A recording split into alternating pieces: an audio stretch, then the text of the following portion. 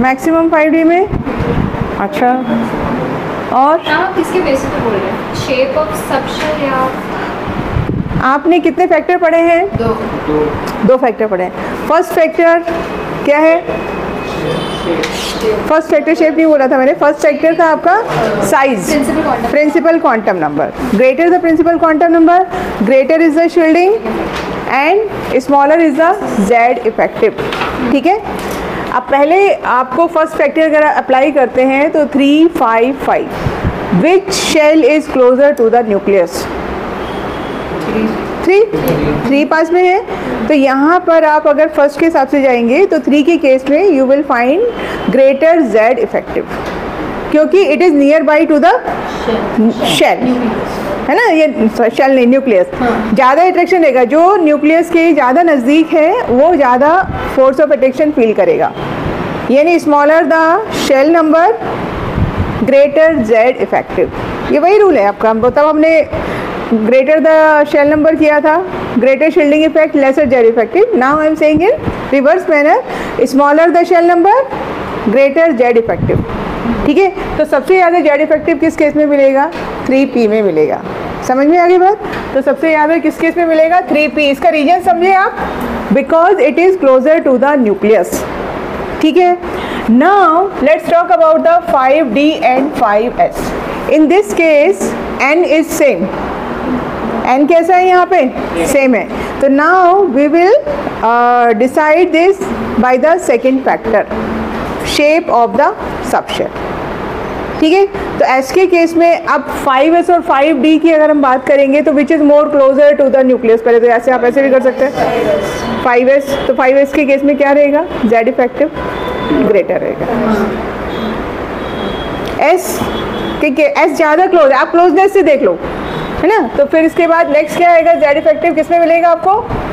5s, और उसके बाद किस में मिलेगा आपको? 5d। 5d में minimum Z effective because of the diffuse shape.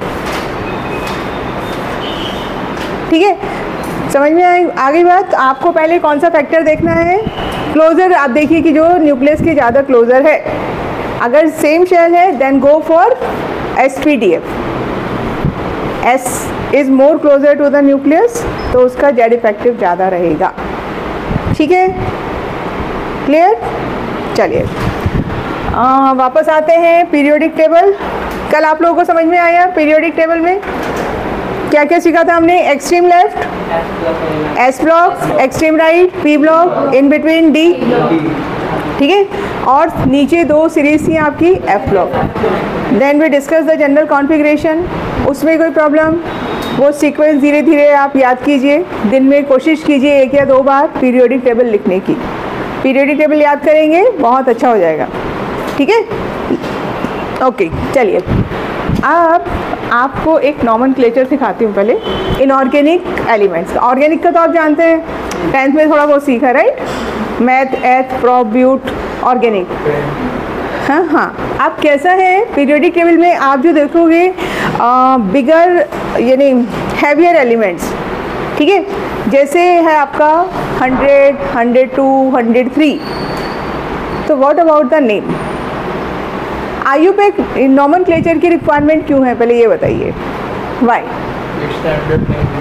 Standard maintain करने के लिए। जैसे आप बायो में पढ़ते हैं botanical name, geological name. Humans का क्या है? Homo sapiens. ठीक है, ये कैट का अलग है, डॉग का अलग है, सबका अलग अलग है। क्यों हुआ ऐसा? अगर आप चलिए कैट का एग्जांपल लेते हैं, अगर आप पहले इंडिया की बात कर लीजिए, महाराष्ट्र में या मराठी में कैट को क्या बोलते हैं?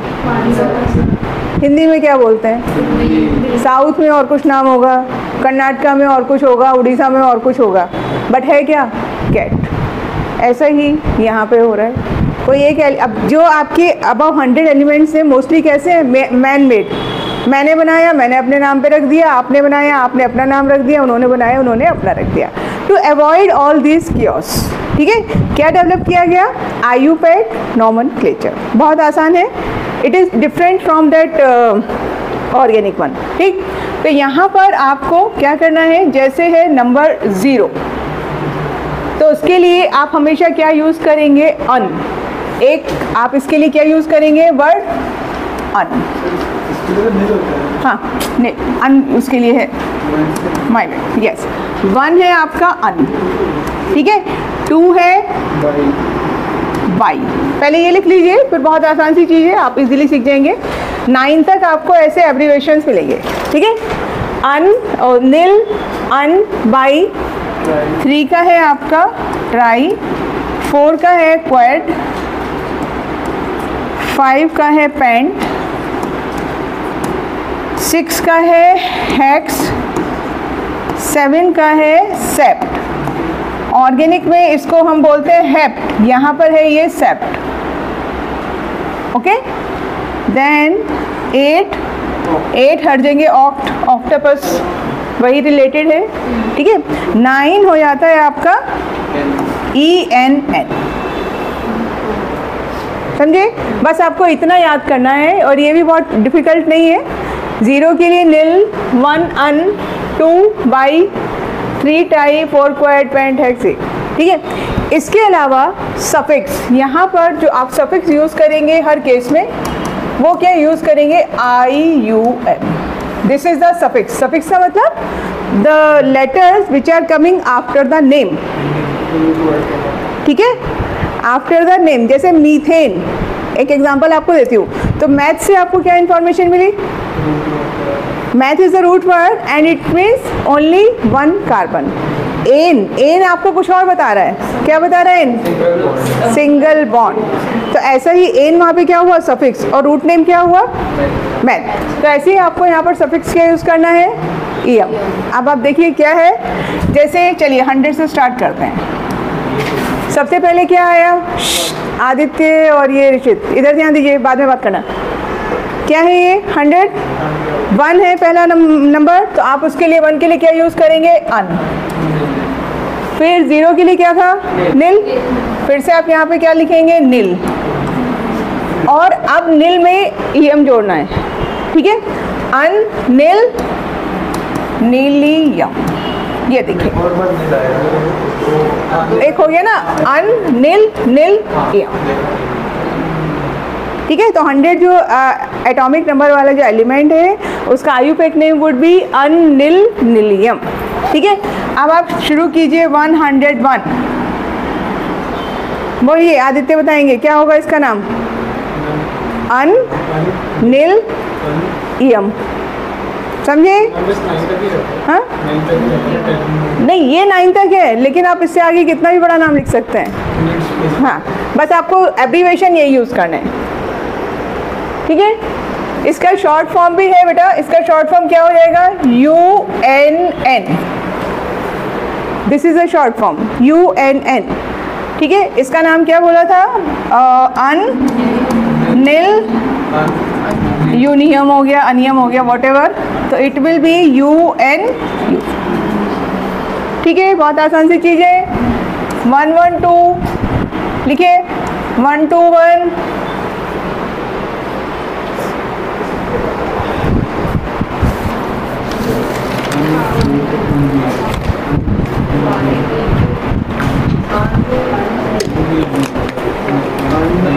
लिखो लिखो, लिखिए लिखिए सब, क्या है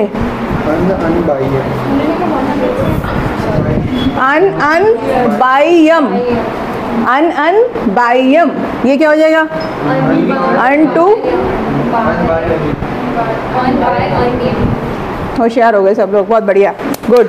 ये बहुत आसान चीज़ है, सीख गए सब लोग, आगे बढ़े, हाँ ओके। कई बार आपको इसी के ऊपर सिंपल से क्वेश्चन मिलेंगे तो ये आप कर लेंगे, बस द मेन चीज़ इसको आप क्या रखिए, ठीक है। चलो अच्छा, एक और बताओ, अगर कुछ ऐसा एलिमेंट आया 163, क्या नाम देंगे उसका, एटॉमिक नंबर 163, वेरी गुड, अन हेक्स ट्राई, कर सकते हैं आप कोई भी नंबर का, ओके।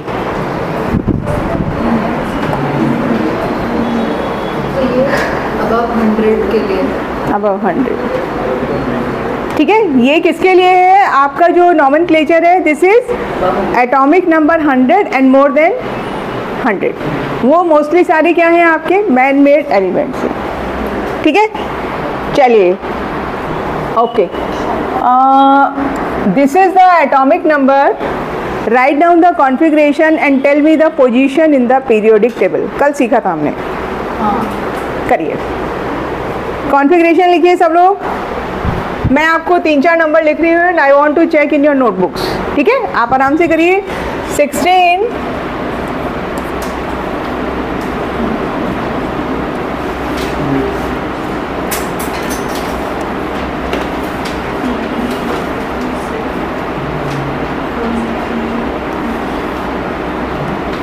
चलिए, these are the atomic numbers, write down the electronic configuration and decide their position in the periodic table. Tell me the group and period to which they belong.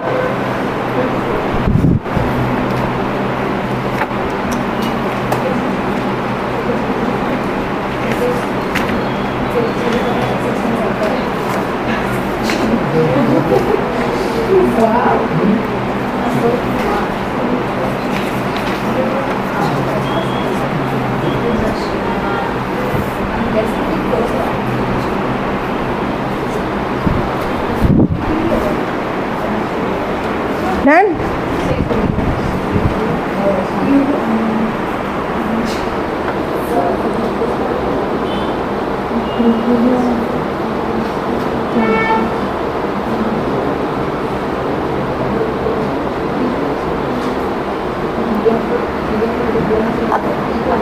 आपको ना टोटल इलेक्ट्रॉन देखते हैं valence shell में, है ना, तो क्या होगा, टोटल होगा 6, ग्रुप नंबर 16 आएगा, 6 या 16, 4 नहीं बेटा, कौन सा एलिमेंट है, सल्फर,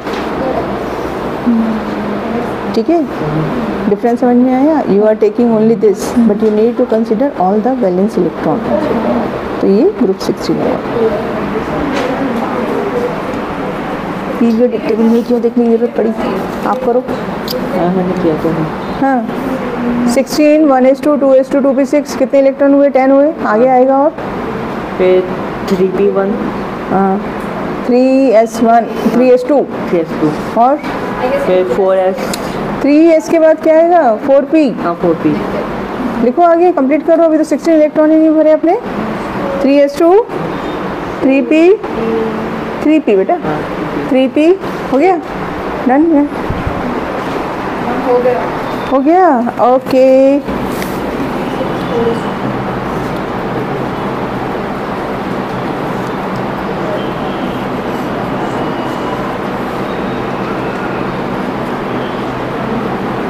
ठीक है, हाँ जी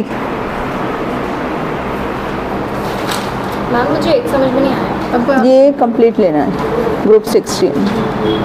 ओह यस, तो मतलब सारे इलेक्ट्रॉन्स, सारे इलेक्ट्रॉन, मतलब एक शेल के सारे इलेक्ट्रॉन्स को कंसीडर करना है। हाँ जी, देखो क्या करना है, एक चीज़ ध्यान दीजिए पहले, यहाँ पर आपका एक्सट्रीम लेफ्ट में क्या था, S block, group 1 and group 2, ठीक है, तो यहाँ तक तो कोई प्रॉब्लम नहीं है। लेकिन अगर आपको कोई पी ब्लॉक का एलिमेंट है तो इन बिटवीन आपके 10 ग्रुप्स और आ रहे थे, याद है आपको। Then P block start from group 13, group 13 से ग्रुप 18, ओके। अब 16 में क्या करना है आपको, you will write 1s2, 2s2, 2p6, 3s2, 3p4। आप क्या मिस्टेक कर रहे हैं यहाँ पर, you are taking only this part, है ना। आपको लेने हैं वैलेंस शेल, कौन सा हुआ, शेल का मतलब क्या है, this whole is creating valence shell, so total number of valence shell 6 and the last electron is coming into p, तो क्या हुआ, group 6। According to Mendeleev periodic table it is group 6, but in the modern periodic table it is group 16, ठीक है। Group 4 नहीं करेंगे, क्या होगा, group 6 होगा या फिर क्या होगा, ग्रुप 16, ठीक है। और पीरियड कौन सा रहेगा, 3, ये आपको करना है, ओके। ऐसे ही 11 क्या हुआ, 1s2, बोलिए, यहाँ तो कोई टेंशन नहीं, एस में आ रहा है, पीरियड क्या हुआ, Period 3, group 1. Group 1, period 3 group 1। Check कीजिए अगर आपका कुछ मिस्टेक हो रहा है। ये क्या है 1s2 पीरियड 1 और ग्रुप क्या आएगा 18। अब यहाँ 2 देख के इसको ग्रुप 2 में नहीं रखेंगे, ये थोड़ा सा आपको ध्यान रखना पड़ेगा। दिस इज द हीलियम, है ना, ये आपका थोड़ा अलग है। ये कहाँ पे जाएगा, क्या लिखा था, ग्रुप 2 लिखा था, ध्यान से, हीलियम है ना। 20 क्या है आपका, calcium 1s2 2s2 2p6 period 4 group 2। यहाँ पर 10 ऐड नहीं करना है, ओके। लास्ट में है 7 1s2 अब बोलो Period 2, group 13. 15 ये पूरा है shell, okay. This is nitrogen, nitrogen belongs to group 15। समझ में आ गया, कोई कंफ्यूजन नहीं आता है, किसको बोल नहीं समझा, समझ में आ गया, मुझे ऐसा लगा किसी ने बोला नहीं समझा। चलिए अब बात करेंगे trends in periodic table and the first trend is atomic radius. ठीक है, फर्स्ट ट्रेंड क्या है आपका, एटॉमिक रेडियस। तो before moving to the trends और before discussing the sequence in the group or period, we need to understand type of radius, radii, है ना। अलग अलग तरह के आपके रेडियस होते हैं, जिसमें सबसे पहले है आपका first one is covalent radius और प्लूरल फॉर्म क्या है, रेडिई। ठीक है, ध्यान से समझिएगा। कोवेलेंट बॉन्ड क्लियर है, आगे सीखेंगे, थोड़ा तो पता है 10th का, है ना। Can you give me an example, methane और वाटर और CO2 और ये जो आपने मुझे एग्जांपल दिए हैं ये सब कैसे हैं, हेटेरो एटॉमिक। ठीक है, जैसे आपका ऑक्सीजन है, राइट, हाइड्रोजन, नाइट्रोजन, कैसे, होमोन्यूक्लियर, यानी molecule is made up of same type of atoms. ठीक है, तो अगर मैं मान लीजिए हाइड्रोजन की बात करती हूँ, तो हाइड्रोजन का हम कोवेलेंट बॉन्ड कैसे दिखाते हैं, this is one hydrogen atom, this is another hydrogen atom, this is the nucleus and this is the nucleus. Covalent bond, sharing of electrons, तो थोड़ा सा अब ये बॉन्डिंग वाला पार्ट है, वो तब समझ में आएगा। This is the way to show the covalent bond, यानी इलेक्ट्रॉन्स कहाँ पे हैं, वो ये बैठे हुए हैं। ठीक है, अब in this case how to find the covalent radius, तो कोवेलेंट रेडियस क्या रहेगा आपका, this is known as inter nuclear distance. क्या बोलते हैं इसको, inter nuclear distance, distance between the nuclei of two atoms, और उसका भी आपको क्या लेना है, हाफ। तो ये जो डिस्टेंस है this is R covalent, denoted by R C, C stands for covalent. समझ में आया। तो आपका एनसीईआरटी में एग्जाम्पल दिया हुआ है, उसने क्लोरीन का एग्जाम्पल लिया हुआ है। ठीक है, तो क्लोरीन कैसा है आपका, दिस, तो ये जो इंटर न्यूक्लियर डिस्टेंस है ये कितना है, ये उसने लिखा है 198 पिकोमीटर।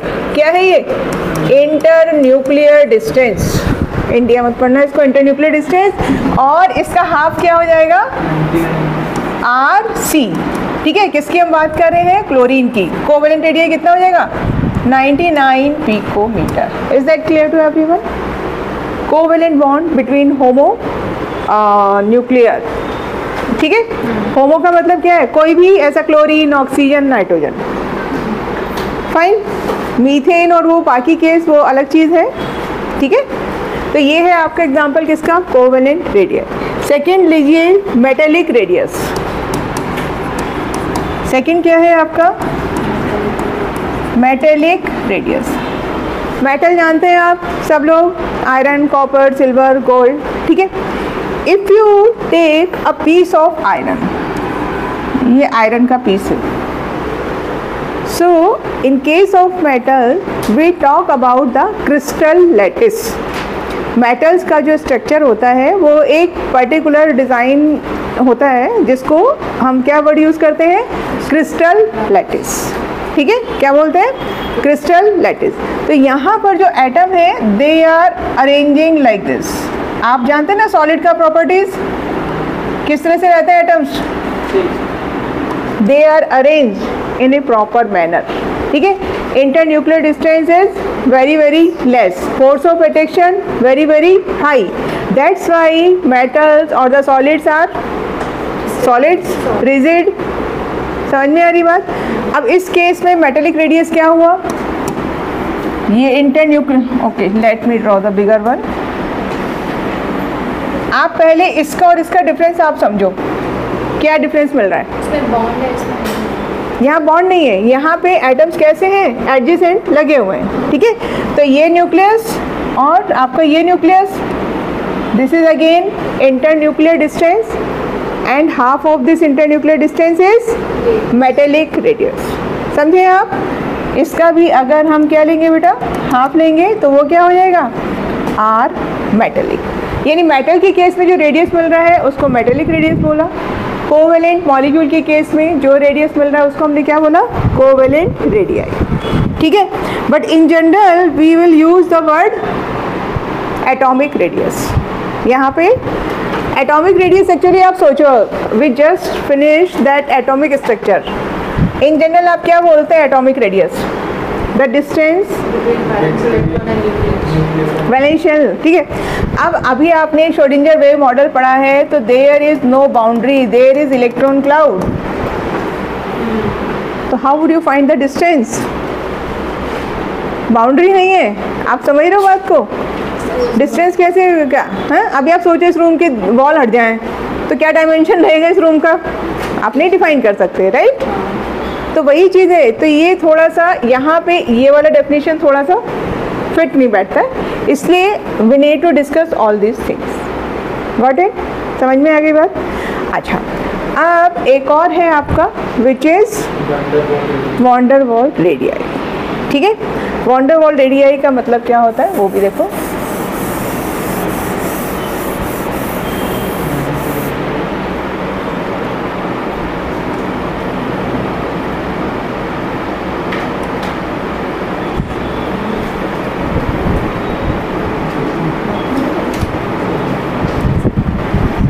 ठीक है, ये मैंने एक हाइड्रोजन मॉलिक्यूल बनाया है और एक ये मैंने हाइड्रोजन मॉलिक्यूल बनाया है, दो। ठीक है, पहले तो ये समझो, suppose we have taken hydrogen gas in a bottle, उसके अंदर 10 मॉलिक्यूल्स हैं। ठीक है, एक मॉलिक्यूल ये दो जुड़े हुए हैं, एक है ये और एक ये है, तो इन दोनों के बीच में क्या होगा, मॉलिक्यूल्स की बात कर रही हूँ, not atoms. Hydrogen 1 molecule, hydrogen 2 molecule, what is present in between this 2 molecules, force of attraction, force of repulsion, और कुछ नहीं होगा, क्या है, रिपल्शन होगा। क्यों होगा रिपल्शन, वो दोनों न्यूट्रल कुछ तो होगा, ऐसे तो हो ही नहीं सकता। हाँ जी, मॉलिक्यूल्स के बीच में very very weak forces of attraction होते हैं which are known as van der Waals forces of attraction. Van der Waals is the name of scientist, समझिए आप। फोर्सेस ऑफ अट्रैक्शन अलग अलग वैरायटी के हैं, so one of the variety is one der Waals forces of attraction. ये जो hydrogen molecule है, ये हाइड्रोजन मॉलिक्यूल है, ये एक दूसरे को क्या कर रहे हैं, अट्रैक्ट कर रहे हैं, but up to a certain distance. उससे अगर क्लोजर आए तो क्या होगा, रिपल्शन। ठीक है, आप मेरे इधर देखो, ये सब नीचे देख रहे हैं, विहान और ये दो हाइड्रोजन मॉलिक्यूल से अट्रैक्शन होगा but up to a certain distance. उसके बाद क्या होगा, अगर आप और क्लोज लेके आएंगे तो रिपल्शन होगा। तो यहाँ पर हमेशा ध्यान रखिए, कोई भी आपका अगर नॉन पोलर पढ़ा नहीं है, हाइड्रोजन लिया आपने, CO2 लिया, इस तरह के मॉलिक्यूल्स अगर लेते हैं एक बॉटल में, तो उनके बीच में भी क्या होता है, फोर्सेस ऑफ अट्रैक्शन। लेकिन वो कैसा नेचर है, बहुत वीक है। क्या नाम दिया गया उनको, van der Waals forces of attraction. ठीक है, तो अब हम बात करेंगे वान डेर वाल रेडियस, वहीं से ये नाम आया है। अब देखिए ये, ठीक है, ये इंटरन्यूक्लियर डिस्टेंस फर्स्ट मॉलिक्यूल का, let's say this is A and this is B, and this is the internuclear distance of another molecule. ठीक है, इसका हाफ हमने क्या बोला था, ये क्या डिस्टेंस था, RC। अभी हमने बोला था ये RC, उस केस में आपको RC ये मिलेगा, दिस इज RC। ठीक है, अब कोवेलेंट ये क्या रहता है आपका वान डेर वाल। ये देखो, ये जो डिस्टेंस है बेटा, ये वाला minimum distance between two molecules. तो डिस्टेंस आप कहाँ से मेजर करते हैं, from the nucleus of one molecule to the nucleus of another molecule. ठीक है, distance between two molecules, and फिर आपको क्या करना है, उसका भी क्या लेना है, हाफ, उसका भी आपको हाफ लेना है। तो ये जो डिस्टेंस है ये मिलेगा आपको R वॉन डेर वाल। बात समझ में आ गई? हाँ, मॉलिक्यूल्स एक साथ इंटरैक्ट तो नहीं कर रहे, इंटरेक्ट नहीं कर रहे हैं, but they are having forces of attraction. ठीक है, they are having forces of attraction. तो इसको हम क्या बोलते हैं, R van der Waals. Okay, ये शायद आपका मेरे ख्याल से केमिकल बॉन्डिंग में दिया हुआ ना, एनसीईआरटी में इतना नहीं दिया हुआ। ये केमिकल बॉन्डिंग में मेंशन किया हुआ है आपका। हाँ, ठीक है, एक और है आपका आयोनिक रेडियाई। थर्ड, ये आपका थर्ड हो गया वान डेर वाल, थर्ड था वान डेर वाल्स रेडियाई। ठीक है, अब नेक्स्ट देखो, फोर्थ है आपका ionic radii. Ionic radii is helpful, ionic radii is helpful in case of ionic substance। ionic substance जानते हैं आप, है ना, एनायन एंड कैटायन का। तो देखिए इस केस में आपका जो आयनिक रेडियस रहेगा, suppose this is the anion and this is cation. ठीक है, तो ये आपका किसका डिस्टेंस हुआ, RA, और ये क्या है आपका RC। कैटायन का रेडियस प्लस एनायन का रेडियस, उसका हाफ आपको क्या देगा, ionic radius of this compound, not for particular cation और एनायन। ठीक है, समझ में आ गई बात? अच्छा, चलो वेरिएशन से पहले अब एक और चीज़ समझनी है। देखिए कैटायन क्या होता है बेटा, एक मिनट रुकिएगा बेटा, I am sorry for this. Hello hello, फटाफट बोल, रेशमा मेरी क्लास चल रही है, फ़ोन पे फ़ोन कर रही है, बोल। मम्मी आई है क्या? मम्मी? हाँ, नहीं, ठीक है। क्या हो गया? नहीं, उसका फोन घर पे रह गया है तो उसे लेना था, इसलिए मुझे लगा। अच्छा, गौरी बोल रही है क्या? हाँ, अरे बेटा मेरी क्लास चल रही है। ठीक है, चल, ओके।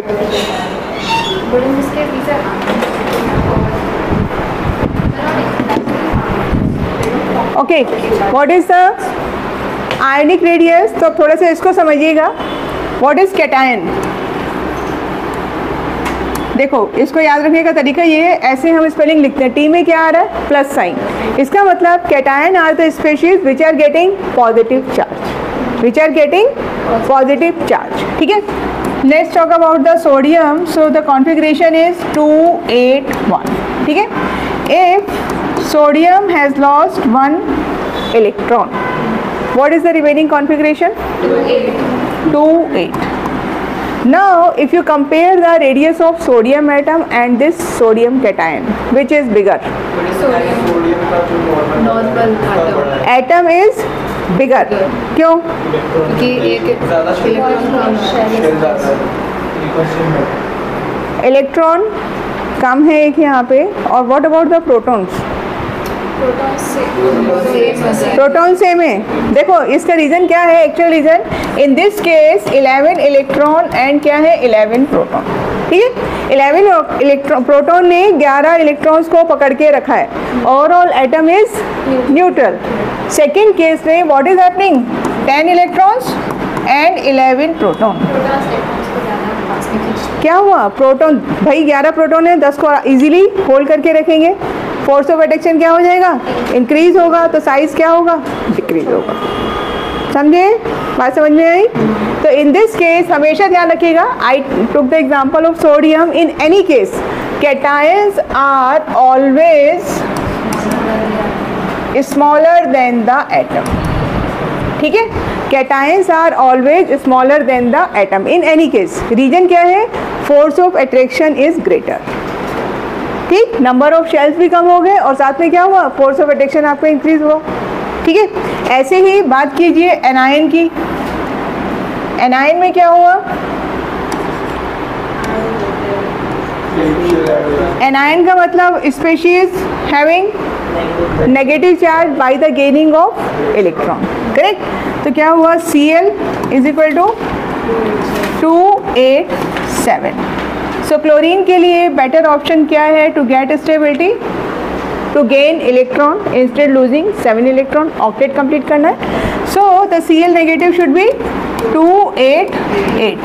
अब ये ऊपर वाला लॉजिक लगाइए, तो here 17 electron and 17 proton, in this case 18 electron and 17 proton. ठीक है, तो क्या हुआ यहाँ पर, क्लास के बाहर जाएगा। Force of attraction would be less. 17 protons को कितने इलेक्ट्रॉन को पकड़ के रखना है, 18। ऊपर वाले केस में कितने थे, 17।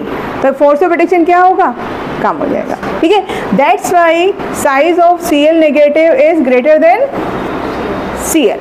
ठीक है, तो आपको एक कंक्लूजन क्या मिला, cations are smaller than atom and atoms are smaller than anions. इसको आप याद रखेंगे। ओके, इसी में एक चीज और समझ लीजिए। अब देखो, if I am talking about iso electronic species, iso electronic का मतलब क्या हुआ, number of electrons are same.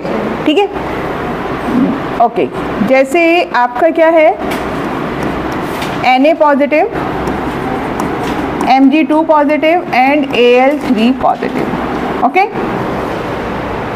Are they iso electronic species?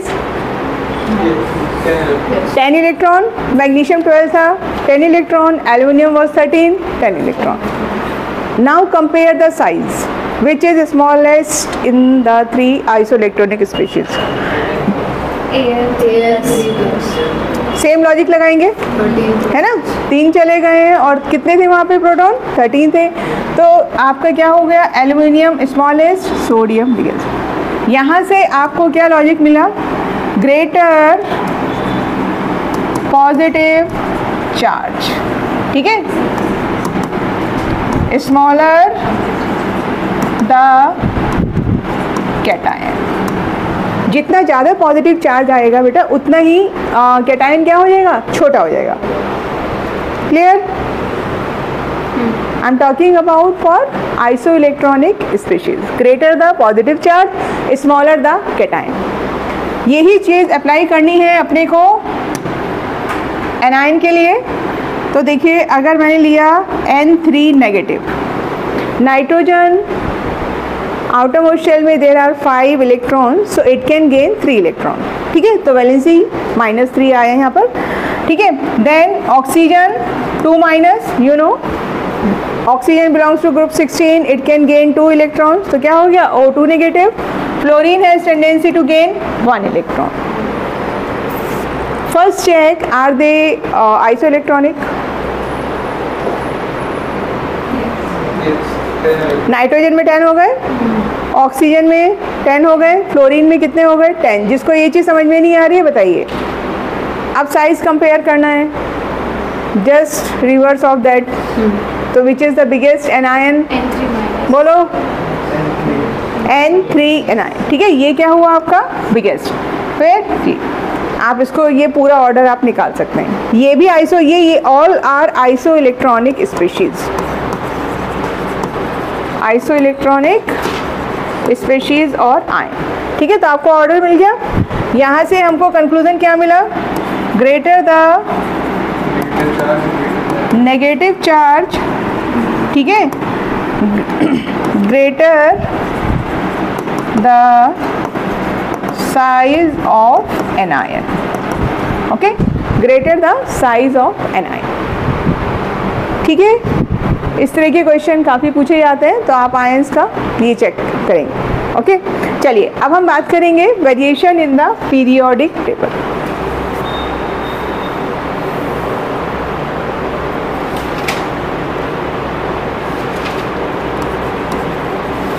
Variation of atomic radius in the periodic table.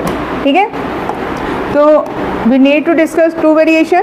ठीक है, first in a group. Group का मतलब क्या है? Vertical column. ग्रुप 1, ग्रुप 2, फिर पी ब्लॉक, बीच में D block. So what is happening when you are moving in a group from top to bottom? Atomic size increases. ठीक है, क्या हो रहा है? एटॉमिक साइज और एटॉमिक रेडियस एक ही बात है. And same variation we can use for ionic radii. ठीक है, ये एटॉमिक और आयनिक दोनों के लिए काम करता है, atomic as well as ionic. Okay, so atomic size क्या हो रहा है बेटा? इंक्रीज हो रहा है.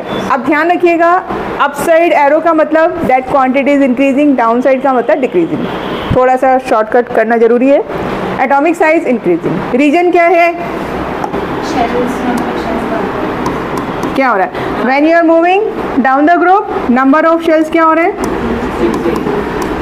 Number of shells increases. Distance between nucleus and the valence shell increases. Distance between nucleus and valence shell increases. ठीक है, तो थर्ड फोर्स ऑफ अट्रैक्शन. सारी कहानी ध्यान रखिएगा, फोर्स ऑफ अट्रैक्शन के ऊपर हम ज़्यादा अट्रैक्शन रखेंगे, फोकस रखेंगे. राइट, फोर्स ऑफ अट्रैक्शन क्या होगा? डिक्रीज होगा, है ना. तो फोर्स ऑफ अट्रैक्शन आपका क्या हो रहा है? डिक्रीज हो रहा है. राइट, फोर्स ऑफ अट्रैक्शन क्या हो रहा है? डिक्रीज हो रहा है. न्यूक्लियस और वैलेंस शेल में फोर्स अट्रैक्शन कम होने की वजह से साइज क्या हो जाएगा? बिगर हो जाएगा. These are the reasons. ठीक है, यहाँ पर एक चीज़ और नोट कीजिए, Z effective remains same in a group. Z effective remains same in a group. क्योंकि क्या रीजन क्या है? एटॉमिक नंबर भी बहुत इंक्रीज हो रहा है ना, 288, तो इसलिए यह क्या Z effective down the group क्या हो रहा है? सेम रहता है, because atomic number varies with a greater difference. Sodium 11, फिर पोटेशियम 19, फिर उसके बाद आपका 37, तो ऐसे बहुत ज़्यादा वेरिएशन की वजह से Z इफेक्टिव कैसा रहता है? क्लियर? कोई confusion? And this is true for all the groups. ये कोई ग्रुप है ना, ये जो आपका वेरिएशन है ये किसके लिए है? कॉमन. ये variation common for all groups, no exception. हर जगह आपका साइज क्या हो रहा है? इंक्रीज हो रहा है. ठीक है, चलिए now the second part. Second किसका डिस्कस करना है बोलो? In a period. ठीक है, B variation in a period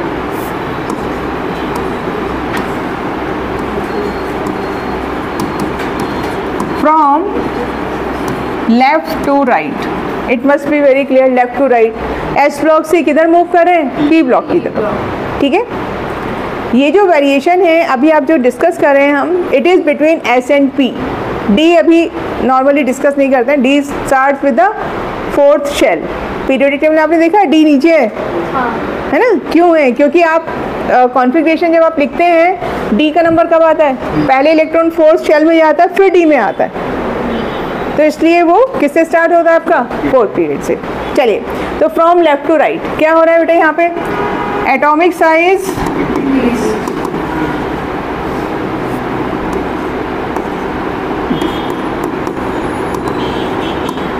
decreases.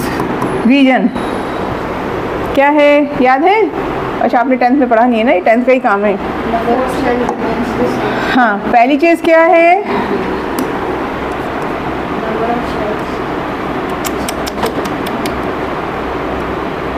क्या हो गया भाई?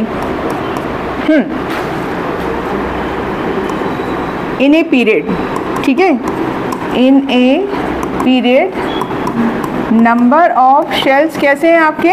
Same. Number of shells remains same, ठीक है। सेकंड क्या है?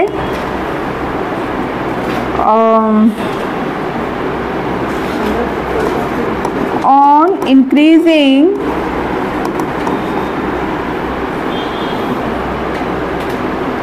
atomic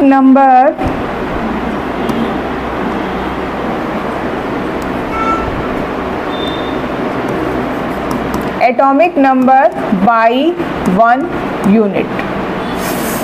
कुछ प्रॉब्लम हो रहा है इसको, क्या हुआ है?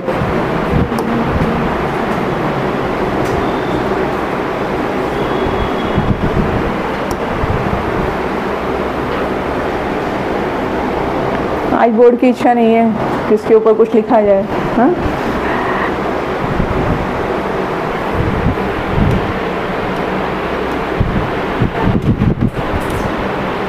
हाँ जी, in a period left to right क्या लिखा था आपने? फर्स्ट वाला लिखा था number of shells remains same, ठीक है। सेकेंड लिखिए on increasing atomic number by 1 unit, ठीक है।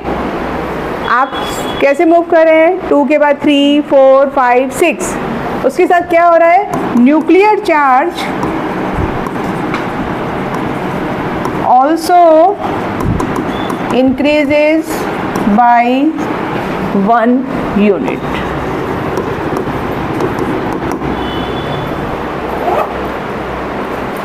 ठीक है, nuclear charge also increases by 1 unit. कहने का मतलब क्या है? देखो, अगर आपका ये लिथियम, ठीक है, लिथियम के बाद नेक्स्ट आया beryllium, boron, carbon, nitrogen, oxygen, chlorine. Lithium कितना है? 3, बेरिलियम 4, 5। तो यहाँ पर आपके नंबर ऑफ इलेक्ट्रॉन्स ऐड हो रहे हैं, साथ में क्या ऐड हो रहा है? Number of protons. लिथियम में how many electrons, protons? 3 electron 3 proton. यहाँ पे 4 electron 4 proton, 5 electron 5 proton and so on. तो यही चीज़ मैंने आपको बताई है। न्यूक्लियर चार्ज का मतलब क्या है आपका? Number of protons. अगर आप एक एक यूनिट से एटॉमिक नंबर इंक्रीज हो रहा है तो प्रोटॉन भी इंक्रीज हो रहे हैं, ठीक।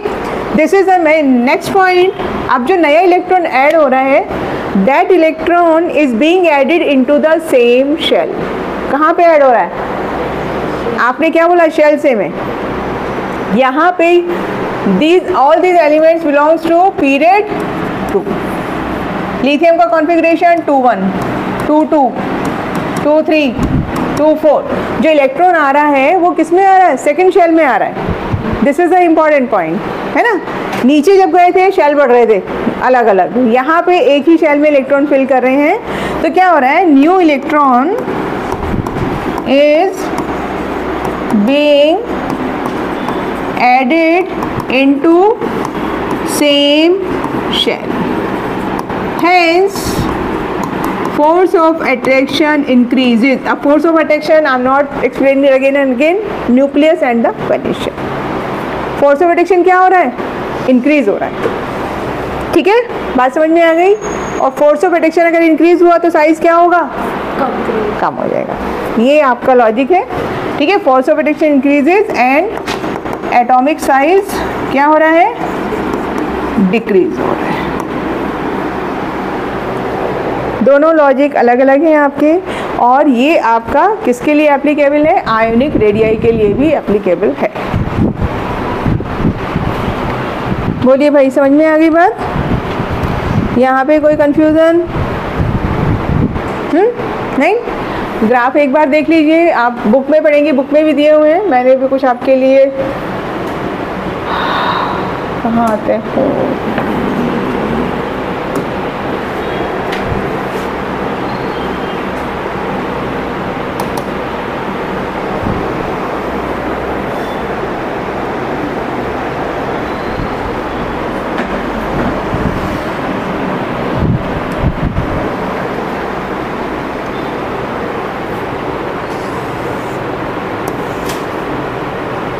देखिए ये कोवेलेंट रेडियस है, ठीक है, ये वॉन डेर वाल रेडियस है, समझ में आ रहा है? This is one atom, this is another atom, दोनों के इंटरन्यूक्लियर डिस्टेंस और उसका हाफ, ठीक। नेक्स्ट ये भी आपने सीखा है, हमेशा क्या रहेगा, कैटायन छोटा रहेगा और anion always be bigger than the atom. इसका रीजन समझ में आ रहा है? ये देखो 71 पिकोमीटर, 119 पिकोमीटर। आइए, दिस इज द ग्राफ। क्या हो रहा है, साइज डिक्रीज हो रहा है, तो ये किसका ग्राफ है, वेरिएशन इन ए पीरियड, और we are talking about second period, ठीक है। तो देखिए लिथियम कितना है, अप्रॉक्सीमेट 150 पिकोमीटर, और फ्लोरीन कहाँ तक आ गया, अराउंड 65 या 70, है ना, 60 के अराउंड। तो क्या हो रहा है, एटॉमिक रेडियस आपका डिक्रीज हो रहा है, ठीक है। ये पीरियड का है और ये सब पीरियड में है, ये सेम बात। डी थोड़ा सा अलग जाएगा, जब डी डिस्कस करेंगे तब उसकी बात करेंगे। ये बोलो ये किसका है, ग्रुप, लिथियम से सीजियम, है ना, ग्रुप 1। इसको आइडेंटिफाई करो, which group is this, halogen, group 17, fluorine, chlorine, bromine, iodine, clear. तो यही आपका वेरिएशन है, पीरियड में साइज इंक्रीज हो रहा है और पीरियड में साइज डिक्रीज हो रहा है, ग्रुप में इंक्रीज हो रहा है ना, गलत बोल दिया मैंने। चलो अब नेक्स्ट प्रॉपर्टी डिस्कस करेंगे, आयोनाइजेशन पोटेंशियल, ठीक है। आइए डेवलप करेंगे बाद में, अभी पहले मेन चीज़ें करते हैं, या तो एंड में करा दूंगी, पहले इसको आप अच्छे से कर लो, ठीक है।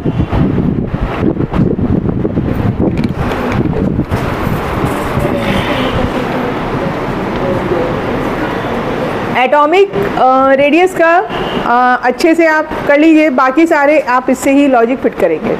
तो एक को बहुत अच्छे से समझना है, बाकी उसके हिसाब से आप आंसर निकाल सकते हैं, ठीक है। नेक्स्ट है आपका आयोनाइजेशन एनर्जी और आयोनाइजेशन पोटेंशियल, ठीक है। आयोनाइजेशन एनर्जी और ionization potential meaning is same, depending on the units name would change. Energy के लिए यूनिट क्या रहेगा आपका, जूल, और अगर है आपका यूनिट किस में, वोल्ट में, तब आप इसको क्या बोलेंगे, आयोनाइजेशन पोटेंशियल। दोनों का मीनिंग बेटा सेम है, ठीक है। डेफिनेशन नोट कीजिए, दिस इज, हाँ इलेक्ट्रॉन वोल्ट कर लीजिए, वोल्ट कर लीजिए, कुछ नहीं फर्क पड़ता, ठीक है। डेफिनेशन नोट डाउन कीजिए, this is the energy required, ionization potential is the energy required to remove an electron from isolated gaseous atom, ठीक है। energy required to remove an electron from isolated gaseous atom. Isolated का मतलब क्या है, single atom, ठीक है। Isolated का मतलब we are talking about only single one atom and it must be in gaseous phase, ठीक है। यानी सोडियम आपने सिंगल एटम लिया, गैसियस फेज में है, it is losing one electron and it changes into Na positive gas. तो यहाँ पर जो भी वैल्यू आपको एनर्जी की है, एनर्जी रिक्वायर्ड, समझिए आप, आपको एनर्जी देनी पड़ेगी, तभी आप क्या होगा, इलेक्ट्रॉन बाहर निकाल पाएंगे। क्यों एनर्जी देनी है, क्या क्या क्या हो रहा है atom, to overcome the forces of attraction between valence electron and the nucleus, ठीक है। बात समझ में आ गई, okay. If we are removing one electron we call it first ionisation energy. अगर आप सेकेंड इलेक्ट्रॉन निकालते हैं, ओके चलिए मैं आगे थोड़ा सा बात करूँ आपसे। Suppose this is general metal, ठीक है। If it is losing one electron minus, तो यहाँ पर जो रिक्वायरमेंट एनर्जी का उसको हमने क्या बोला, IE1 for the removal of one electron, and this cation gets 1 positive charge. ठीक है, now I want to remove 1 more electron. ठीक है, अब मुझे बताइए IE2 मस्ट बी हायर और लोअर? हायर। वाई? क्योंकि नेट न्यूक्लियर चार्ज बढ़ जाएगा। Because you are trying to remove electron from positively charge species. समझ रहे हैं आप? पॉजिटिव से इलेक्ट्रॉन निकालना डिफिकल्ट। पॉजिटिव खुद भूखा है। किसका भूखा है? इलेक्ट्रॉन का, है ना। आपने ऑलरेडी उसका खाना छीन लिया, फिर आप उसका पर्स भी छीन रहे हो, तो बहुत ज़्यादा एनर्जी है। किसी इंसान का पहले खाना छीन लो, फिर उसका पर्स भी छीन लो, तो वो ज़्यादा धक्का मुक्की करनी पड़ेगी, राइट। तो ये वही चीज़ है, यहाँ पर IE2 must B greater then IE1। ठीक है, थर्ड IE, तो क्या हुआ यहाँ पर? 2 पॉजिटिव चार्ज आ गए, खाना भी गया, पर्स भी गया। तीसरा, उसके पास कुछ और सामान था, आपने कहा उसे भी छीनेंगे, लो भाई तीसरा इलेक्ट्रॉन भी निकाला। हाँ, ठीक है, तो अब और ज़्यादा आपको एनर्जी लगानी पड़ेगी, which is IE3 and it will B M3 positive. जितना ज़्यादा पॉजिटिव चार्ज होगा उससे इलेक्ट्रॉन निकालना उतना ही डिफ़िकल्ट है in terms of energy. So the conclusion is IE3 is greater.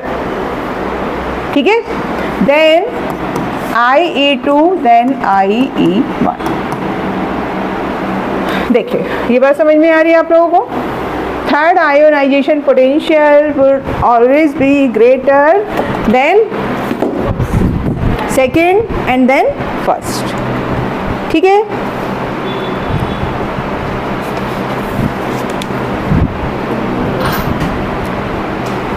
Okay. अब हम बात करेंगे factors on which ionization potential depends. ठीक है, फिर लास्ट में वेरिएशन करेंगे। पहले फैक्टर्स की बात करते हैं। Factors,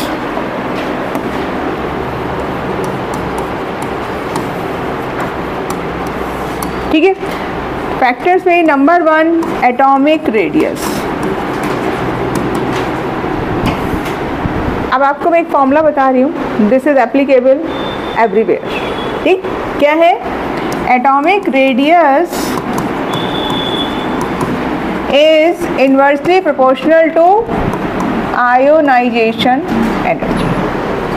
Inversely proportional to ionization energy। अभी एक फॉर्मूला है, by the end of this topic एक फाइनल फॉर्मूला मिल जाएगा, उसमें आपका काम हो जाएगा। ठीक है, atomic radius is inversely proportional to ionization. अब वेरिएशन आपका आसान हो गया। Moving down in the group, atomic radius increasing, ionization potential समझ में आया? क्यों डिक्रीज हुआ? फोर्स ऑफ अट्रैक्शन कम हो रहा था, इजीली आप इलेक्ट्रॉन निकाल सकते हैं।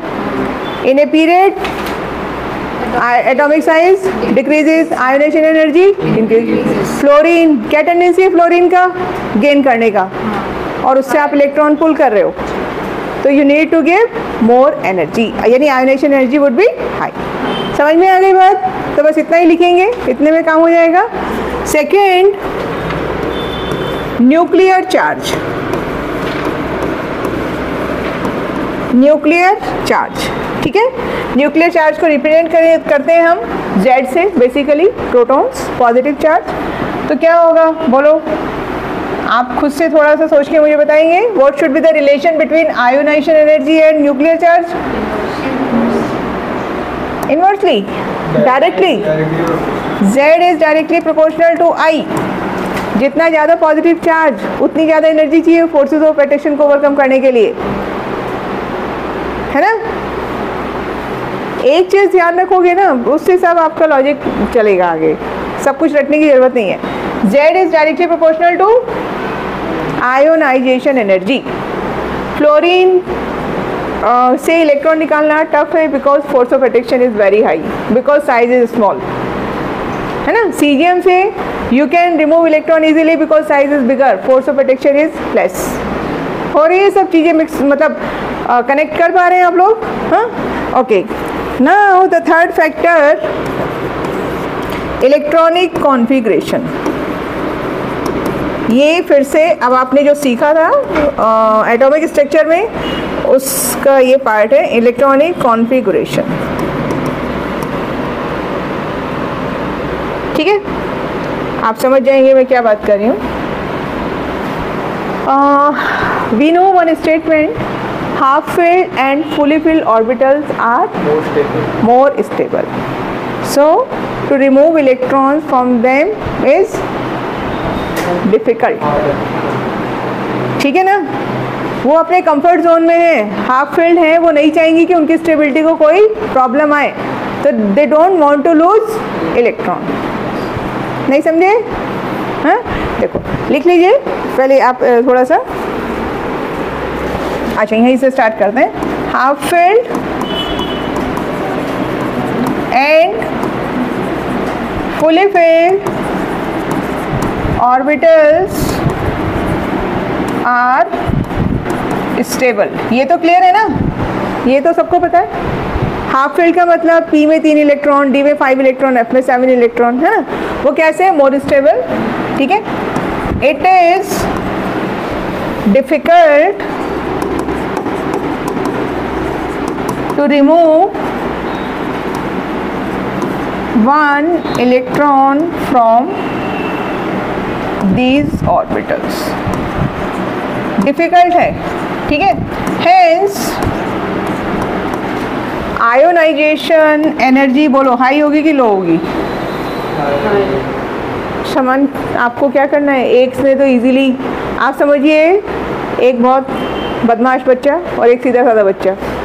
बदमाश बच्चा सीधे वाले का टिफिन उसने दे दिया, सीधे बच्चे ने इजीली, हाँ ठीक है। और कुछ दूसरा समझो उसके बराबर के ताकतवर का है, तो वो लड़ाई झगड़ा करेगा, तब देगा नहीं देगा वो बात की बात है, लेकिन पहले वाले को थोड़ा सा टफ फाइट मिलेगी। यहाँ भी टफ फाइट हो रही है, क्यों? क्योंकि वो ऑलरेडी स्टेबल है, तो ionization energy would be high. Okay, to remove electron from the half filled and fully filled orbitals is difficult. जहाँ डिफिकल्टी आ रही है वहाँ पे ionization energy would be high. अब इसका एग्जांपल समझिए, और ये आपका एक एक्सेप्शन भी आएगा बेटा, ठीक है। देखिए जैसे आपका है नाइट्रोजन, नाइट्रोजन कितना है 7, ठीक है। और एक लेते हैं हम कार्बन, कार्बन कितना है 6, ठीक। कॉन्फ़िगरेशन लिखेंगे 1s2 बोलो 2p3, इधर 1s2, ठीक है। अभी मैं सिर्फ आप okay, so if we want to check about the ionization enthalpy, electron will go from p। पहले इलेक्ट्रॉन कहाँ से जाएगा? p से जाएगा, आउटर मोस्ट यही है, ठीक है। How many electrons? 3, करेक्ट है ये?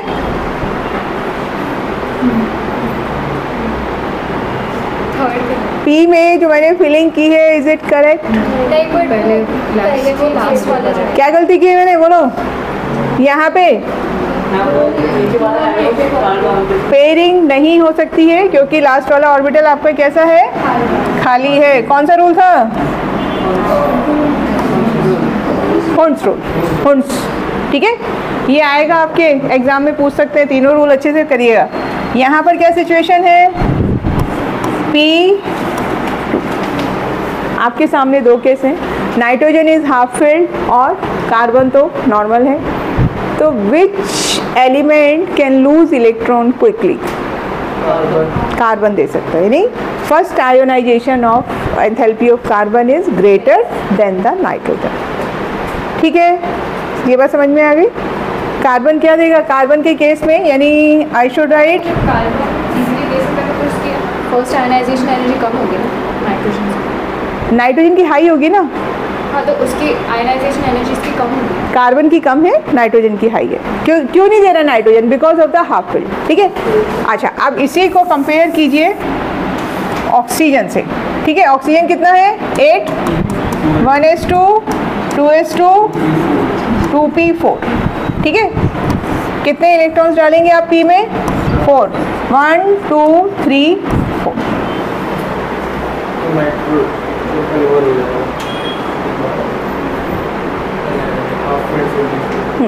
देखिए अब थोड़ा सा आप एक लॉजिक लगाइए, when you are moving from left to right, पहले वेरिएशन देखो आयोनाइजेशन एनर्जी का क्या होगा। You know about the atomic size, तो क्या होगा, आयोनाइजेशन एनर्जी इंक्रीज होगी, ठीक है, clear. When you are moving from left to right in a period, ionization energy would increase, size क्या हो जाएगा, डिक्रीज हो जाएगा, फोर्स ऑफ अट्रैक्शन क्या होगा, इंक्रीज होगा। ये तीन चीज़ें हमें पता है। अब आप अगर मूव कर रहे हैं पीरियड में तो क्या होगा, नाइट्रोजन कार्बन 6, नाइट्रोजन 7, ऑक्सीजन 8, ठीक है। इस हिसाब से अगर आप देखेंगे तो किसका आयोनाइजेशन एनर्जी हायर होना चाहिए, ऑक्सीजन का। ये मिला आपको एक्सेप्शन, समझे, बात समझ में आ रही है। According to this situation oxygen must show higher first ionization enthalpy, लेकिन ऐसा नहीं हो रहा है। क्यों नहीं हो रहा है, ऑक्सीजन का कॉन्फ़िगरेशन देख लो, 4 है, ऑक्सीजन को जल्दी है, 1 इलेक्ट्रॉन ले जाओ तो उसको क्या मिल जाएगा, हाफ फील्ड मिल जाएगा, नाइट्रोजन का हाफ फील्ड डिस्टर्ब हो जाएगा, गॉट इट, ठीक है। तो क्या होगा इस केस में, nitrogen is showing IE1 is greater nitrogen का देन ऑक्सीजन IE1, दोनों का 1 कंपेयर कर रहे हैं। बात समझ में आ गई, ये आपका एक्सेप्शन है आयोनाइजेशन पोटेंशियल का। एक और एग्जांपल आपको मिलता है और ये पूरे ग्रुप का है। पूरे ग्रुप से मेरा मतलब, what is the next element of nitrogen group, Nana Patekar, P, phosphorus 15, same situation, ओ स्टाइल से टेपो, नेक्स्ट सल्फर, सेम सिचुएशन। तो ये पूरे ग्रुप में ऐसा ही है ना, समझे। In general we can say group 15 elements offer higher ionization enthalpy in comparison to the group 16 elements. पूरे ग्रुप को अगर आप कंपेयर करेंगे तो ग्रुप 15 का कैसा है, कम, क्योंकि सबका कॉन्फ़िगरेशन यही है बेटा, समझ रहे हैं आप बात, है ना। ओके, एक और है आपका exception which is beryllium and boron. आइए, सेम सिचुएशन है, ये आप खुद भी कर सकते हैं। बेरिलियम एंड बोरोन, बेरिलियम कितना है, 4, कितना है, 1:2, what about the boron, 5,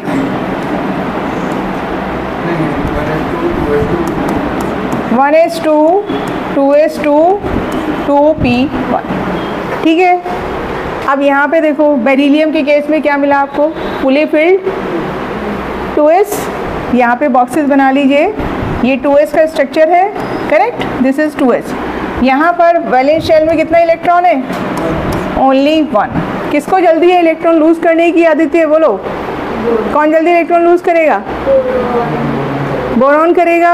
after losing electron what will happen, it gains stable configuration. After losing 1 electron boron के पास क्या बचेगा, अगर इसको हटा देंगे तो क्या बचेगा, 1:2, 2:2, है ना। बोरोन को तो क्या मिल जाएगी, स्टेबिलिटी, और बेरिलियम लूज करेगा तो क्या होगा, उसकी स्टेबिलिटी गड़बड़ होगी, ठीक है। तो इसलिए यहाँ पर क्या है, beryllium IE1 is greater then boron IE1, ठीक है। और आप अगर सीक्वेंस देखेंगे, इसी को फॉलो करेंगे तो बेरिलियम पहले आता है, बोरोन बाद में आता है ना। तो ये आपको 2 एक्सेप्शन मिलते हैं in a period, got it. And this is true for group, यानी group 2 elements offer higher value of ionisation enthalpy in comparison to group 13, D नहीं, सीधे P, ओके। ये बात समझ में आ गई आपको। चलिए, 4th आपका factor on which ionisation enthalpy depends,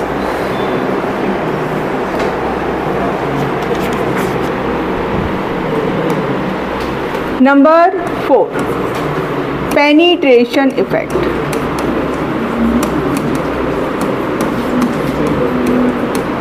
ठीक है, पेनिट्रेशन इफेक्ट का मतलब क्या है, closeness of subshell towards the nucleus, ठीक है, टूवर्ड्स द न्यूक्लियस।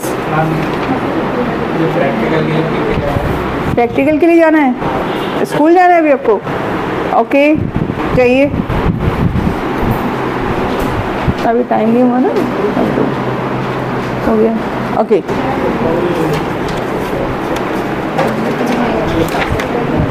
चलिए, ये ऑलरेडी आपने पढ़ा हुआ है। S subshell is more closer to the nucleus. तो आपका सीक्वेंस क्या है जो हमने शील्डिंग इफेक्ट में पढ़ा था? S P D F. ठीक है, एस न्यूक्लियस के ज़्यादा पास में है, फोर्स ऑफ अट्रैक्शन कैसा है? हाई है, तो आयोनाइजेशन एंथैल्पी हाई। ठीक है, समझ में आ गई बात? तो ऐसे इलेक्ट्रॉन निकालना डिफिकल्ट है इन कंपैरिजन टू डी और एफ। Got it? ठीक है, तो आप ऐसे लिख सकते हैं कि in the S subshell electrons are tightly held by the nucleus. ठीक है, और फोर्स ऑफ अट्रैक्शन हाई है, तो इसलिए क्या होगा? आयोनाइजेशन एंथैल्पी भी हाई। ठीक, बात समझ में आ गई यहाँ तक? कोई कंफ्यूजन? ओके, ठीक है, अब आप वेरिएशन पर आइए। वेरिएशन अब आपको समझ में आ गया ऑलरेडी आयोनाइजेशन एंथैल्पी का। इन अ ग्रुप क्या होगा? आयोनाइजेशन एंथैल्पी डिक्रीजेज, है ना? क्या हो रहा है? डिक्रीज हो रही है, क्योंकि एटॉमिक साइज क्या हो रहा है? इंक्रीज हो रहा है। ठीक है, in a period ionisation enthalpy increases. ठीक है, विथ 2 एक्सेप्शंस। कौन सा था आपका? Beryllium, boron, nitrogen, oxygen. ये ध्यान रखना है, और ये थ्रू आउट द ग्रुप मिलेगा। तो we are done with the ionization energy. एक और क्वेश्चन अभी करना है आयोनाइजेशन एनर्जी का, देन डन। ठीक है, चलिए, दिस इज इम्पॉर्टेंट क्वेश्चन। आइए, अब हम बात करेंगे ionization energy of chromium and manganese. ठीक है, chromium and manganese group D elements, D block element, not the group D, D block elements. Chromium कितना है? क्रोमियम है 24। बोलिए भाई कॉन्फ़िगरेशन। हाँ जी, ये एक्सेप्शन है। और here we will write manganese है 25 बेटा, 4s2 3d5। 4s2 तक आप 20 इलेक्ट्रॉन्स फिल करते हैं। Calcium, try to write the things fast. समझिए, हर जगह आपको पूरा कॉन्फ़िगरेशन लिखने की जरूरत नहीं है।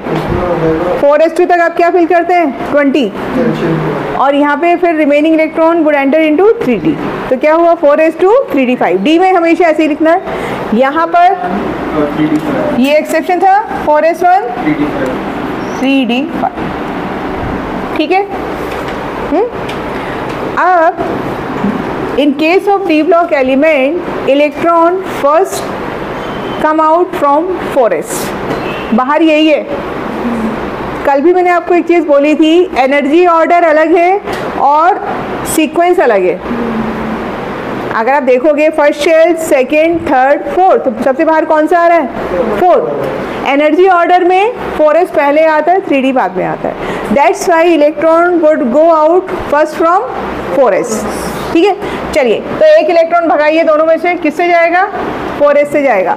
यानी I am talking about IE1। Let's compare the first ionisation energy of chromium and manganese.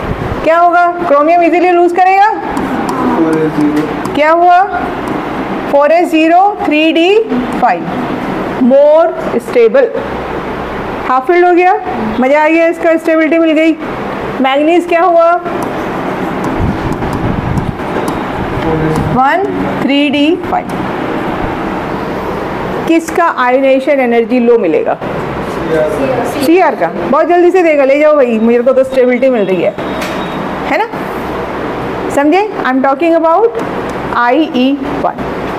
अब इसी में let's talk about IE2। Second ionization potential का क्या होगा यहाँ से, समझ में आ रही है बात। Mn, क्योंकि अब Mn तो बहुत, Mn का ज़्यादा नहीं होगा, Mn जल्दी लूज करेगा, है ना। तो सेकेंड केस में क्या होगा, यानी Cr2 पॉजिटिव अगर आप बनाएंगे तो IE2 इस केस में क्या होगा आपका, ये मैंने उल्टा लगा दिया, ये है, ठीक है, और ये होगा आपका Mn2 पॉजिटिव IE2, क्योंकि यहाँ से एक इलेक्ट्रॉन लूज करेगा, जल्दी से देगा, है ना, इसको स्टेबिलिटी मिल रही है और यहाँ पे इसकी स्टेबिलिटी लूज हो रही है, समझ में आया। तो that's how you can compare the first ionisation energy and second ionization energy, ठीक है। यहाँ तक कुछ प्रॉब्लम, कोई ऐसी चीज़ जो आप नहीं समझे, ठीक। नेक्स्ट प्रॉपर्टी बता दूँ, थोड़ा सा थक गए हैं। अच्छा अभी रुको, फिर 2-3 क्वेश्चन आप सॉल्व, मॉड्यूल है ना अभी, हाँ चलिए। तो चेक पॉइंट 1 आप लोगों ने किया घर पे, पीरियोडिक टेबल अभी नहीं किया, करिए अभी, निकालिए थोड़े से क्वेश्चन ट्राई करते हैं।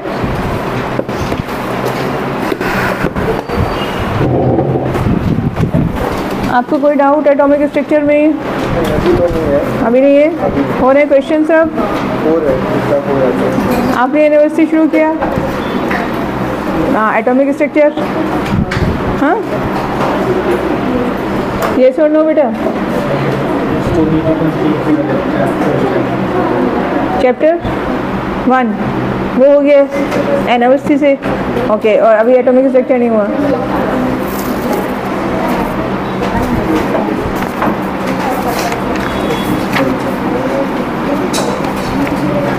पीरियोडिक टेबल पे सारा थ्योरी है ना। तो आप लोग थोड़ा फास्ट बेटा इसको कर सकते हैं, टाइम नहीं लगेगा।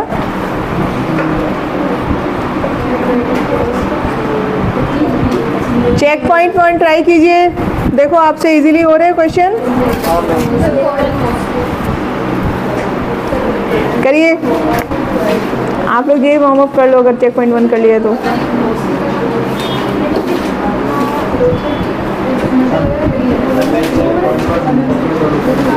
जाना है आपको, अच्छा ठीक है। होमवर्क में चेक पॉइंट 1, 2 वार्म अप, थोड़ा सा फास्ट कीजिए क्वेश्चन, ठीक है। जाइए, हो गया अभी क्या है, अच्छा तो बाकी वार्म अप फिर आप स्टार्ट करो।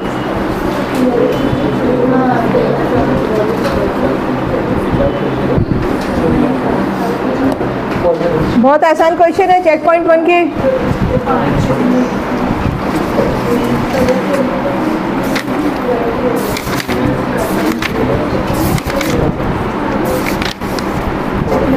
जे वार्म अप स्टार्ट करो आप दोनों, जे वार्म अप खोलिए, page number 99।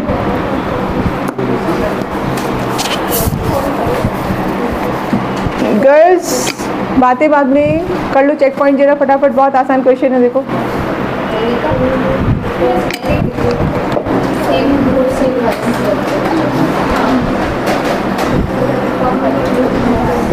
Panam, how are you doing? How are you doing? Fine. Question कर रहे हैं आप? ओके।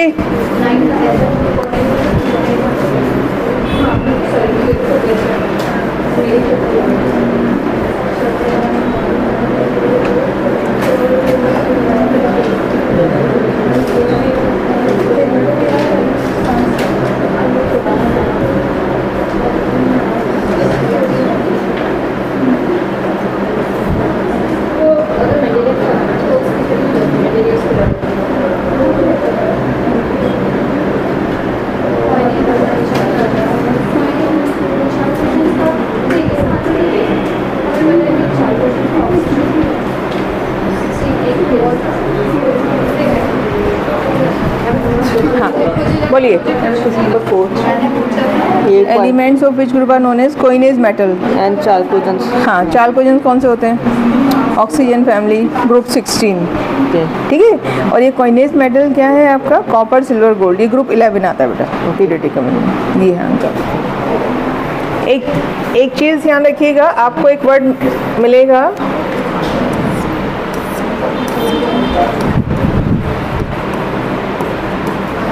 वैलेंस शेल से अंदर वाला पेनल्टीमेट, और इससे अंदर वाला एंटी पेनल्टीमेट। हाँ ठीक है। और ये आपका स्लेटर्स रूल में NS या NP, ये हो जाएगा N-1 और ये हो जाएगा N-2 और अंदर के सारे। ये आपने जो स्लेटर्स रूल सीखा था वो उसके सब। कॉन्फ़िगरेशन बताया था इसमें डाउट है। हाँ बोलो। ये वाला नहीं, वहाँ पे गया। ये वाला क्यों 0 to 2? क्योंकि यहाँ पर ना कंप्लीटली फिल नहीं होता डी। ये एलिमेंट्स में पहले F भरते हैं और उसके बाद फिर D में remaining electron would enter into D। वो स्टेबिलिटी के ऊपर है, कहीं पे 7 अगर करना है तो फिर वो D में इलेक्ट्रॉन डालेगा, आपने वो बताया है ना। ऐसी है सिचुएशन। तो ये इसी तरह से लिखा जाता है, 1 या 2 ही आते हैं इसमें। 0 जनरल कॉन्फ़िगरेशन सिर्फ लास्ट शेल हाँ, लास्ट के कुछ शेल्स के लिए। नहीं, जनरल का मतलब it is applicable to the 4F और 5F होल एलिमेंट्स। हाँ, होल एलिमेंट्स, पर उनके पहले वाले जो शेल्स है, पहले वाले जो सब शेल्स हैं उनके लिए नहीं, मतलब लास्ट के ही सब। हाँ, okay, I got your question. हाँ, लास्ट वालों के लिए, क्योंकि डाल के देखो तो लास्ट के आते हैं। हाँ 1:2:2 वो रिंग, ये लास्ट वाला है। क्योंकि उसी के ऊपर डिपेंड करिए ना सारी कहानी कि वैलेंस इलेक्ट्रॉन कहाँ पे एंटर हो रहा है। मेजर जो क्लासिफिकेशन है एस ब्लॉक वहीं से आए कि वैलेंस इलेक्ट्रॉन एस में जा रहा है, पी में जा रहा है, डी में, तो वो है। मैम इसमें हमको फिर वो निकालना पड़ेगा क्या है? द एलिमेंट्स देयर, हाँ, आर बिलोंग्स टू। इसके लिए हमें मैजिक नंबर्स का शायद कुछ तो। अब इसके 2-3 तरीके हैं। एक तो मैंने आपको सारा एटॉमिक नंबर लिखने का वो बताया था, ऑक्सीजन, उसको ट्राई करो, अच्छा है ना। फिर आप देखो, आपको समझ में आ जाएगा। पर ये तो फिर एकदम एंडेंट के उसमें आएंगे। हमारी टीचर ने बोला था कि कुछ सा मैजिक नंबर यूज़ करके करो, स्कूल क्या? टीचर ने। मैजिक नंबर क्या है? वो भी मैजिक ही है। मैजिक नंबर 2, 8, 8, 18, हाँ, ऐसे 18, कुछ 32 वो है। हाँ, आपने जो दिया था। हाँ, उसी को बोलते हैं मैजिक नंबर। हाँ, यही है, यही वाले उन्होंने दिए थे। मतलब अगर 55 होगा तो फिर उसके बाद वाला जो आने वाला है उस कुछ तो क्वांटिटी 55 को पहले ऐड करो। आई थिंक उन्होंने बोला था कि पहले 14 ऐड करो। ये है आपका 4 तक, 4:2 तक तो था ही आपका, ठीक है। उसके बाद हमने क्या किया था? उन्होंने बोला कि एक 5 3, 4, 5, 4, 5, 6, 4, 5, 6, 7, 5, 6 और 7, यही था ना अपना, ठीक है। यही नंबर था। यहाँ तक आपने 20 फिल किए थे, यहाँ तक कितने आ गए वो सब लिखा हुआ है। ये चीज़ थोड़ा याद रखनी पड़ेगी for finding electronic configuration for bigger atomic number, है ना। ये था हमारा 3D10, right. This was 4p6, this is 5s2। तो आपने 18 डाले, यहाँ तक 20 थे, ये हुआ 38, ठीक है।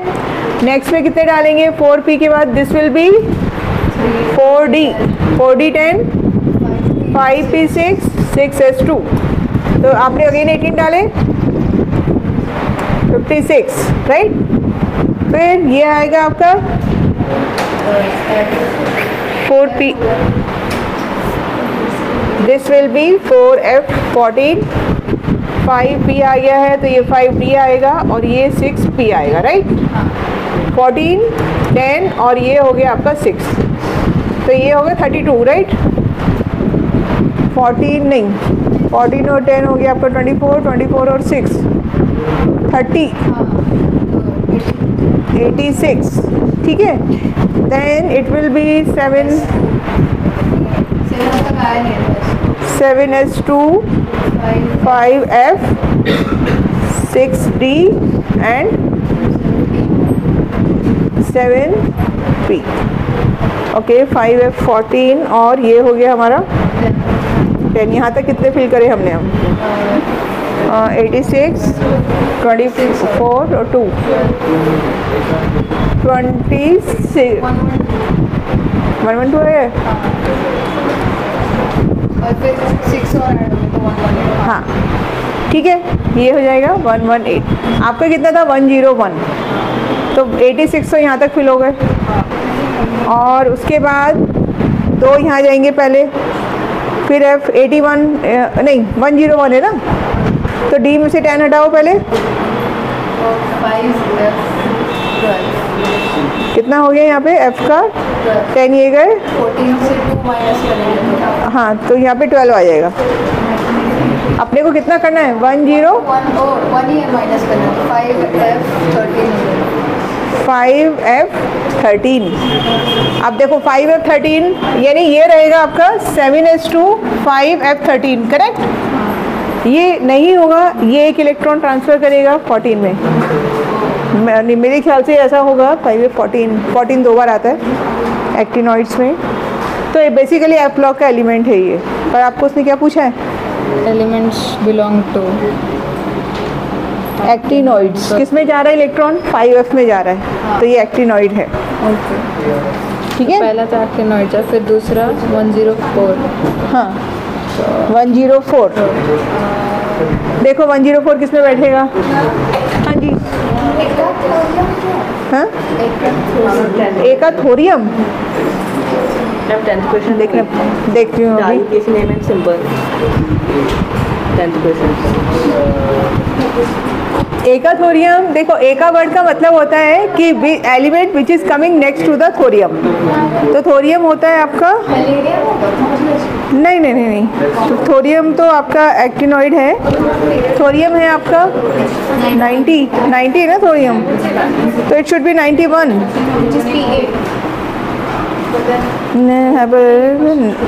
एका थोरियम रेस्पेक्टिवली। हाँ जाइए जाइए, हो गया चेक पॉइंट 1। क्या किया एका थोरियम का? उन बाई थोरियम कितना है? 90 है ना थोरियम। तो आप नीचे आ रहे हो वैसे थोरियम से, ग्रुप 91 होना चाहिए या फिर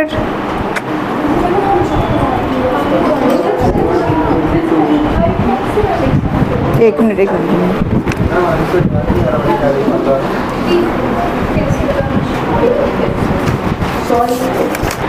होमवर्क बेटा क्या करेंगे? एक मिनट होमवर्क।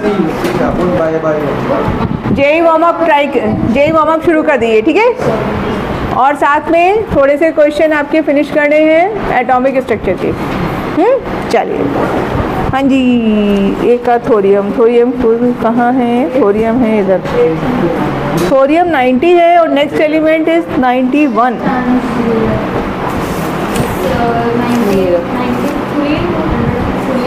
आंसर क्या दिया इसका? इसका आंसर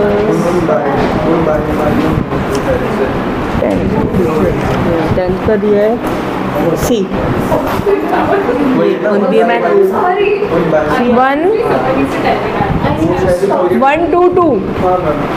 122 कैसे आएगा?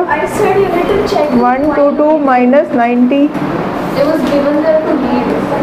32 ऐड किया है उसने, वही आप बोल रहे हैं। उसने नेक्स्ट एलिमेंट लिया है, उसने क्या ऐड किया है? थोरियम इज 90, हाँ तो 32 ऐड किया है उसने। 32। ठीक है, देखो ये कैसे इसने